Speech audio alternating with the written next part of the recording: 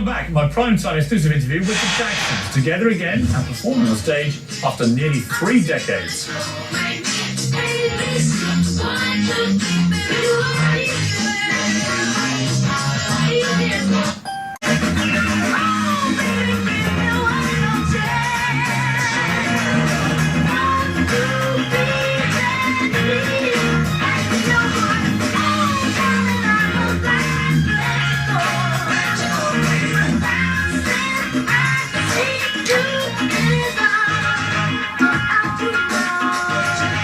The Jackson 5 recording of I Want You Back. It was their first release on Motown. After they left Motown, they became the Jacksons.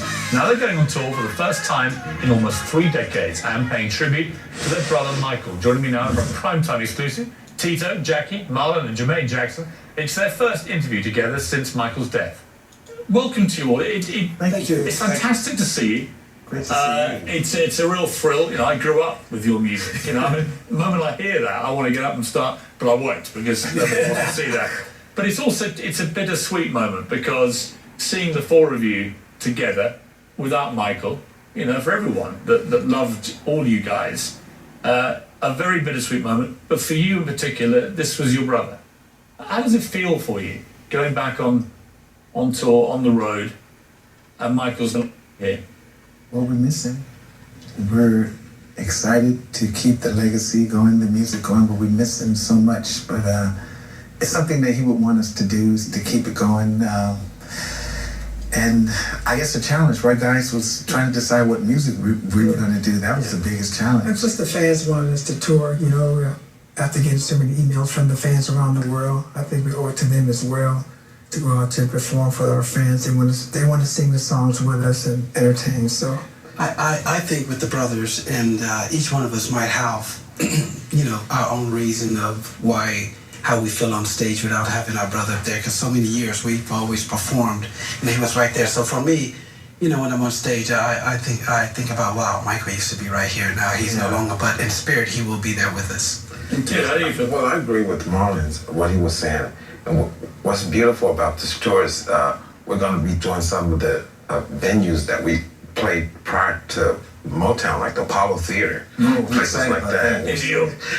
We started there. That's why. So many shows with Michael prior to I Want You Back in ABC. So 6 shows a day. yeah, 6 we know, shows a we day. know he'll be there with us. 6 shows a day. 6 shows a day. Is that right? Yes. We're always trying to make it. Yes. Tell me this. I mean, we'll come back to Michael a little later, but when you think of the Jacksons, I suppose the impression that everybody has is that you guys never really had a childhood. This thing exploded when you were young, and that you've all in some way been damaged by that fact, that you never had the chance to be normal. And yet, I've only just met 3 of you now. I've met Jermaine before. You seem remarkably undamaged on the outside. You seem happy guys. I'm not looking at people and thinking you guys are damaged. So what is the truth about being a Jackson? Well, what is abnormal? See, what is abnormal? Well, that's a very good point. You know, my theory on all of that is that I've always said that I think my father prepared us for manhood. You're only a child up to 18, but you have the rest of your life to be a man. And he prepared us to be men for the extra He's had a tough 40 rap. or 50 years. Yeah. You know, we're men. Has he had too hard a rap, your father? I mean, I've interviewed Jermaine, so. I've interviewed Latoya, Janet. I feel so, for sure. Yeah, Absolutely. because I can tell you now, I've done an interview with your mother, which is airing on Monday, which is an extraordinary interview. She's an extraordinary woman, but of the many things she said, which I found extraordinary, it was her defense of her husband, your father, which I found one of the most moving. And she was like, you know, when you guys grew up, where you grew up, you had a choice as parents. You let your kids run riot, go on the streets and get into trouble and end up maybe getting shot or jailed or whatever it may be, or you got a grip of your children and you disciplined them and you gave them another life. There's chores to do, yeah. How do you honestly feel? I mean, do you feel your father went too far on occasion? Or do you know, now that you're older and you've had kids, some of you yourselves, do you get it? I get it totally. You know, when you're a kid, sometimes you feel your father has gone too far because you're a kid. But now when you look back, he's done a wonderful job. You know, look where we are. I mean, I think that, you know, when you have so many kids in the family. I mean, we have 11 of us in the home in Gary, Indiana. So somewhere along the way, you got to have a grip on the family. And he saw something in the kid. Well, let me rephrase that. I'm gonna put it. My mom saw something in her kids that my father did not see, which was they had some type of talent. And after convincing him over a few months that your kids do have talent, and once she did that and convinced him, then it was on for us because he wanted to make sure. And when you say that, as you sit here now, you're all in your late 50s, 60 in one. Well, I think you're the oldest, right? I'm good. I'm going to say, mate, you are weathering well. Oh, thank you. Well, how old are you? 60, 61? 61. 61. I mean, all of you. I mean, give me all your ages. Come on. 58. 58. 61. 55. 55. 57. Right. I mean, you're all. I've got to say, guys, you are aging well, like a fine bottle of Chateau Latour. Oh, yes. Exactly what I'm thinking. Again, I come back to your upbringing because we can come to what happened next a little later. But do you think that when you see your father now, because he's such an extraordinarily iconic figure, I think, in American entertainment, he's the guy that has always had the mean, tough guy reputation, brutalizing his children, driving them to fame and fortune. And the more I talk to people around your family, the less I feel that. The more I feel like he just wanted you guys to come out of life well. He got behind us. He supported us. And how do you get on with him now? Great. Very well. He kept us busy. He used to work 2 jobs, and when he was away, we had cylinder blocks in our backyard. He would make us move them. I mean, we had hundreds of them, move from one side of the yard to the other side. That took all day, and after you get older and you realize what he was doing, he was keeping you out of the streets. What are the values he instilled in you, do you think? So many. Respect other people is the main one.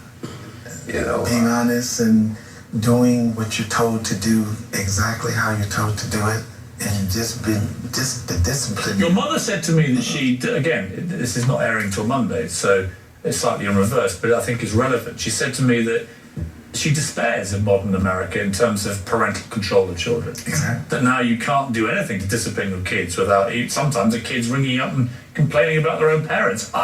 She said unfairly. Obviously, sometimes it is fairly, and there is abuse out there and so on. But she felt strongly that there isn't enough discipline. I don't think kids today respect adults the way they did when we were coming up as kids. Exactly. And I think that's important. I see kids today, they don't, step aside and let their elderly go in front of them or pass them over the door. So they have no sense of that. And that comes from inner house. Your parents instilling values and things of that nature in the kids. And it's not happening because sometimes the parents are too busy trying to be kids themselves. Yeah, totally agree. Let's take a break, chaps. Let's come back and talk about Michael. I want to know what plans you have for the tour, how you're going to remember him. There is a suggestion you're going to have some kind of hologram of him on stage. Okay, well, let's get to the truth behind all the rumours that are flying after the break.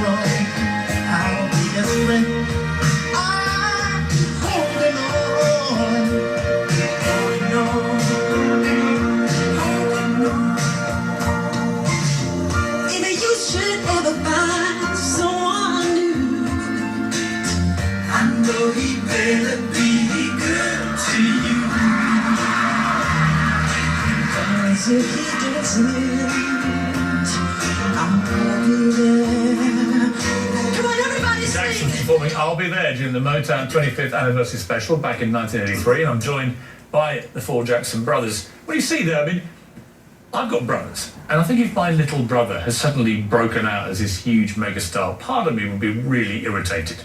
Will you? Be honest, lads. No. There's no little part of me going, why him? He's the little one. You see that? That was the platform, the Jackson 5. Yeah. That's what started it all, which gave him that platform to do what he did. When you saw how phenomenal Michael became as a global superstar, I mean, arguably the most famous entertainer of them all, ever. and I would include Elvis and the Beatles.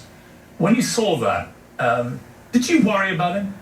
Knowing that he was your little brother, did you ever worry that it's too much for one person to take? No, we had worries about just later doing the circle of people, but not so much of what he was achieving. We knew that he knew what to do, but it was just certain people around that we weren't too happy about. And the circumstances leading up to his death, I know for legal reasons we can't get into too much of this, but were you guys concerned about what was happening in his life? The build-up to the tour, 50 dates, huge commitment for someone like Michael with the energy he puts into those shows. I mean, how did you feel as brothers? Well, I was wondering how he was going to do 50 days, first of all. And I said, if he's going to do that, we can give him some help. You know, just call the brothers and we can... Went to trying to get on stage. Did you feel he was okay in himself? I thought he was fine. Yeah, He was fine. Yeah. I think you gotta pace yourself, and I don't know if he was, being rushed or, to make sure that the time is coming and being rushed into things. But health-wise, he was fine though.